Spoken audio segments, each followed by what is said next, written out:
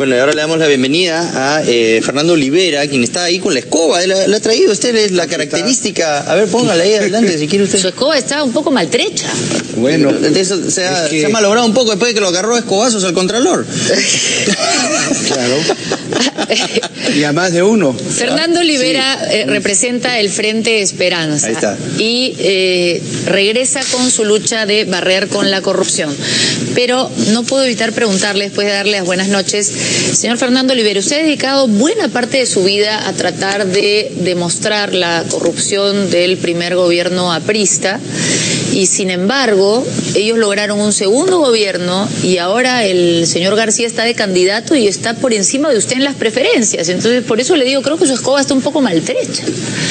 ¿Qué ha logrado en todos estos años y por qué los peruanos deben creer que ahora sí podría lograr algo contra la corrupción? Hoy nos gobierna la corrupción y nos quiere seguir gobernando.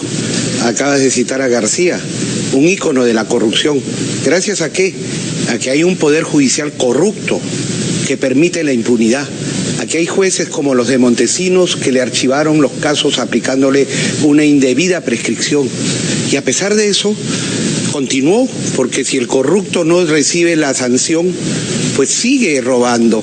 Ahí está el caso Lavajato esperándolo, los 5.000 narcoindultos, los casos del Petroaudio, y tenemos pues el mal ejemplo de los gobernantes corruptos que traen como secuela esa inseguridad de la que hablaban antes, porque finalmente la cultura del trabajo está totalmente banalizada y dicen, si el que tiene poder roba y no le pasa nada, ¿por qué yo voy a tener que trabajar? Y te meto un disparo para robarte un celular porque habrá un fiscal corrupto, un policía corrupto o un juez corrupto que al final me libera. Pero la pregunta, entonces, señor Olivera, insisto, es, usted tiene muchos años en este tema y formó parte del gobierno de Toledo. Es más, usted tuvo mucho poder en el gobierno de Toledo.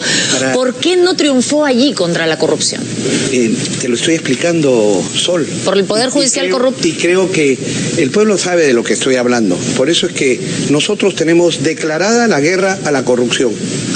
Y la guerra a la corrupción pasa por limpiar ese poder judicial, esa fiscalía, rotundamente, por cambiar ese Congreso que está acostumbrado a los lobbies y a las influencias para que la impunidad triunfe. Nosotros hemos presentado iniciativas y han sido neutralizadas en su debida oportunidad. Y por eso, felizmente, cuando fui constituyente, incorporé mecanismos de democracia directa en la Constitución. Y vamos a gobernar frente a un Congreso que nos quiera neutralizar, gobernaremos de la mano con el pueblo. El 28 de julio convocaré a un referéndum a los 60 días para que se aprueben las reformas constitucionales que planteo. ¿Qué reformas? ¿Cuáles son principalmente estas? Bueno, acabo de citar algunas para que el Poder Judicial sea renovado radicalmente. Se les mandará a sus casas con una ley de límite de edad, como pasa en las transiciones democráticas. Esa es una de las reformas que usted va a plantear vía referéndum. Como pasó en la transición española, por ejemplo, después de una larga dictadura. Pero eso deja a todos los jóvenes que no necesariamente son buenos. Si es límite de edad, ¿qué hacemos con los jueces corruptos que son jóvenes?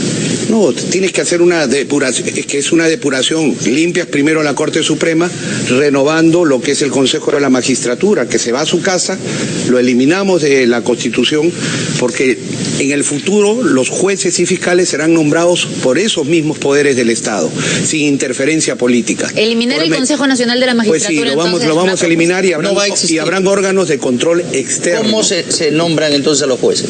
Por una vez habrá una disposición transitoria en donde plantearé al país, para que sean ratificados por referéndum, un tribunal de honor que concertaré con la sociedad civil. Por una sola vez que nombrarán. ¿Qué otras reformas? Esta del Poder Judicial es la primera. ¿Qué otras cosas va a exponer nosotros usted? Planteamos, por supuesto, la imprescriptibilidad, la renovación por tercios del Parlamento, a medio mandato. La imprescriptibilidad es un arma de doble filo, ¿sabes? Porque la prescripción, aparte de ser un mecanismo de seguridad jurídica, le pone un plazo a los investigadores. Hay un incentivo perverso en la imprescriptibilidad, y es que si nunca va a prescribir el delito, pues no tengo apuro en perseguirlo tampoco. No, que va. Nosotros, claro, porque lo puedo perseguir de acá a 100 años, no pasó nada. Nosotros pondremos procesos sumarios. Y tenga seguridad que el 28 de julio no podrán fugarse todos los corruptos que están hoy libres. ¿Cómo haría eso? Corruptos y corruptores. ¿Cómo haría eso? Ten la seguridad que desde que sea electo no voy a estar cruzado de brazos. ¿Va a dar una orden de inamovilidad, una orden de arraigo? Vamos a plantear los impedimentos de salida del país y las vigilancias que sean necesarias para que no se fuguen todos esos delincuentes. Por más poderosos que sean, incluyendo al presidente de la República y a Nadine Heredia y a todos los que estén metidos ahí, a Alexis y compañía, y todos los hermanitos y todos los que están allí operando en casos escandalosos de corrupción. ¿Por qué la corrupción ha llegado a tales límites? Mira lo del gasoducto del sur. Arrancó el proyecto en 1.400 millones y al final el contrato es por 7.200 millones de dólares, con postor único. Mira lo de la refinería de Talara. El 2001 estaba estimado el proyecto en 300 millones de dólares. ¿Y a cuánto ha llegado? A 3.700 millones de dólares. Hoy día. Nuevamente, ¿no? La pregunta es cómo un presidente, o ni siquiera un presidente, porque en realidad si usted quiere hacer todas esas cosas, las va a tener que hacer antes, o en el mismo instante en el que llegue a la presidencia, porque si no se le van a fugar todos antes. Entonces, ¿cómo, en base a qué poder un presidente puede hacer eso? Porque puede sonar muy bien, pero ¿cómo lo va a hacer si los poderes de un presidente no alcanzan eso? Mira, un ciudadano puede inclusive accionar ante el Poder Judicial medidas preventivas. Y es además deber del Ministerio Público velar por resguardar y tiene la carga de la prueba. ¿Y qué más prueba que los acusados? Por lo tanto, se pueden tomar medidas preventivas perfectamente. Y nosotros vamos a ir de la mano con el pueblo.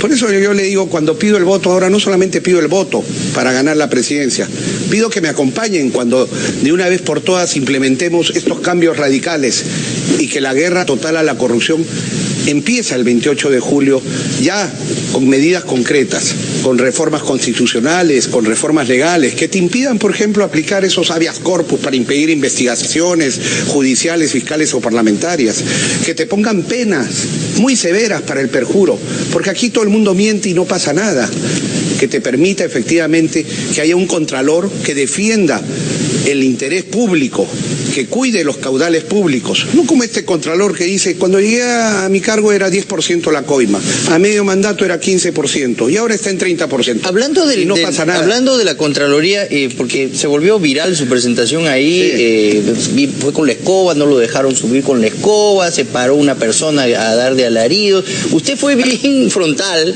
y demostró su incomodidad de compartir un foro anticorrupción con los otros candidatos. ¿Por qué? Sí. Porque hay que romper el pacto infame de hablar a media voz. Hay que decir las cosas claras y directamente. Como que, por ejemplo, Keiko Fujimori no es que carga una mochila pesada de lo que ella llama errores cuando son delitos. Carga su propia mochila.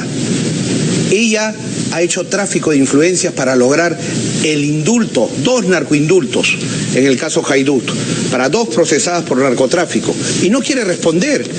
Aquí yo tengo la confesión que ella ha hecho ante la Comisión Weissman, cómo es que visitó el penal Santa Mónica para entrevistarse con Ana Isabel Martínez Moreno y con Jacqueline Martínez Moreno, accionistas de Haydut, donde se encontró en un embarque a Colombia en sacos de harina de pescado 430 kilos de clorhidrato de cocaína.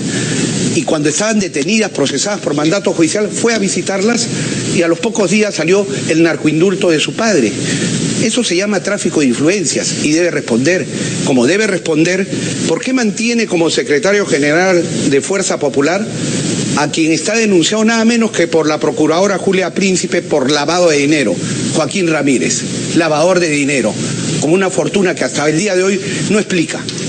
¿Por qué no explica y por qué no responde la protección que tiene Kenji Fujimori, que en la empresa que él tiene, Limasa, se le encontró en el almacén 100 kilos de clorhidrato de cocaína y sin embargo ni siquiera declaró ante el fiscal, presentó un habeas corpus diciendo que era congresista y la Comisión de Ética del Congreso, LAI, no lo tocó ni con el pétalo de una rosa? ¿Por qué no explica que está financiando su campaña con el dinero de las donaciones de Japón que le robaron a los pobres su tía Rosa y Juana Fujimori y Víctor Aritomi? Eso es un detalle muy interesante. ¿Tiene usted algún indicio que se pueda investigar sobre eso? Ahí está la millonaria campaña que está realizando. Sí, pero dicen que viene pues de un organismo norteamericano en Delaware. Es dinero de la corrupción. Y si no, que lo transparente. ¿Porque usted sospecha o porque nos puede dejar algún documento? No, yo le puedo dejar el documento del tráfico de influencias que he hecho para los dos. No, pero de lo del financiamiento, hay sospechas del uso de esta offshore para financiar, pero no hay cómo realmente probar nada, ¿no? Hay indicios ya de cómo, por ejemplo, el hijo de la mujer que estaba vinculada a la yakuza japonesa, visita permanentemente a Alberto Fujimori en la cárcel. ¿Quién es este señor? Ah, bueno, ahí están las visitas. Bueno, nos envía los nombres. Bueno, queda claro que su campaña va a ser una campaña frontal y que esta ha sido una primera presentación. Le quiero decir algo, la corrupción no solo es la madre de la inseguridad, es la madre también, es la madre, lamentablemente, no merece ni siquiera ese término, ¿no? Es la causa de por qué el Perú está perdiendo competitividad. ¿Por qué no vienen inversiones al Perú?